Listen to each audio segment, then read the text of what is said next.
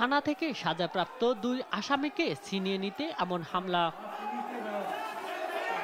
বুধবার রাতে লালমনিরহাটের পাটগ্রাম থানায় ঘটে এ ঘটনা। ভাঙচুর করা হয় থানা ভবনের জানালার গ্লাস, পুলিশ পরিদর্শক কক্ষের ল্যাপটপ ও চেয়ার সহ বিভিন্ন আসবাবপত্র। এ সময় পুলিশের সঙ্গে সংঘর্ষে আহত হয় কমপক্ষে 20 জন।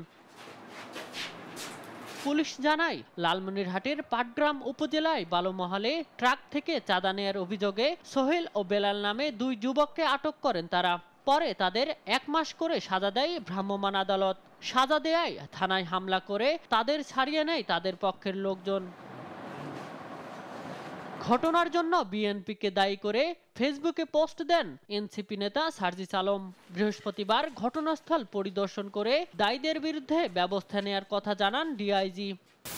দুষ্কৃতিকারীরা কিছু লোকজন চাঁদা আদায় করছিল এবং সংবাদ পেয়ে তখন ইউনূস সাহেব এবং ওসি সাহেব ঘটনাস্থলে গিয়ে ওখানে উপস্থিত সকলকে চাঁদা আদায় সহ যে কোনো ধরনের বেআইনি কাজ থেকে বিরত থাকার জন্য আহ্বান জানান।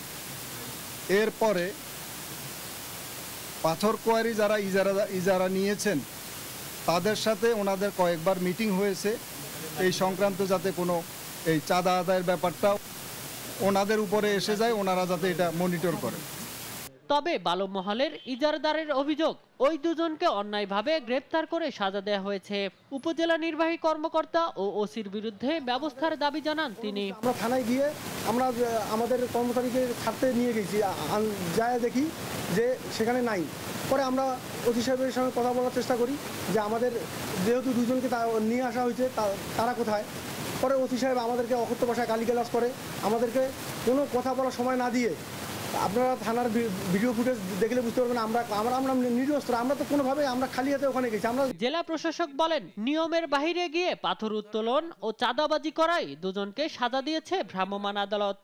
এখানে বাহিরে ট্রাক নিয়ে বা বাহির থেকে চাঁদা তোলা, তারপরে রিসিপ্ট দেওয়া, ব্যানার টানানো, এইটার সাথে এই পাথরকারীর কোনো সম্পর্ক নাই।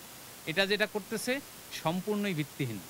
ওই বাহিরে গিয়ে চাঁদা তোলা, স্লিপ বানানো, তারপরে ব্যানার বানিয়ে গাড়ি আটকিয়ে বাঁশ দিয়ে গাড়ি আটকায় তারপরে চাঁদা তোলা 1000 টাকা 500 টাকা, এটার সাথে কোনো সম্পর্ক নাই। পরিস্থিতি নিয়ন্ত্রণে রাখতে এলাকায় বাড়তি নিরাপত্তা নেওয়া হয়েছে। ছিনিয়ে নেওয়া আসামিদের গ্রেপ্তারে অভিযান চলমান রয়েছে। শামীম হোসেন, নিউজ ডেস্ক, দেশ টিভি।